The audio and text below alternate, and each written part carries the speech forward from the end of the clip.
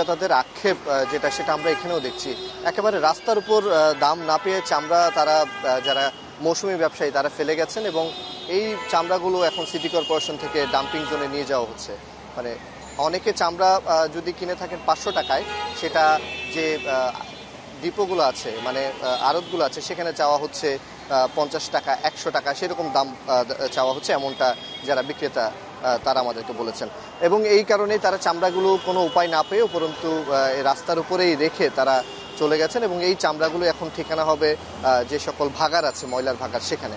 City কর্পোরেশনের যে গাড়িগুলো আছে সেই গাড়িগুলো দিয়ে সেগুলো সড়ক থেকে প্রথমে এক পাশে রাখা হচ্ছে এবং সেখান থেকেই সেগুলো নিয়ে যাওয়া হচ্ছে যে সকল আড়তগুলো মানে ময়লার ডিপোগুলো আছে সেখানে।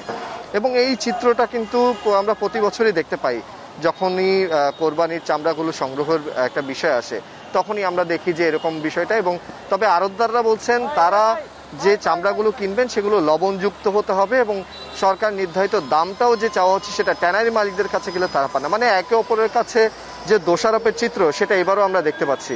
এবং সেই কারণে যে চামড়ার বাজারটা এইবার বাংলাদেশে যে চামড়ার বাজার প্রতি বছর আমরা দেখি সেটার অবস্থাও এবার প্রতিবারের মতোই একই। এবং সেই ক্ষেত্রে চট্টগ্রামের চিত্রটাও বলতে গেলে যে চামড়ার বাজার, রাস্তায় এভাবে চামড়া পড়ে আছে শত শত হাজার হাজার চামড়া, সেগুলো শেষ ঠিকানা হচ্ছে ডাস্টবিনে কিংবা ময়লার ভাগারে।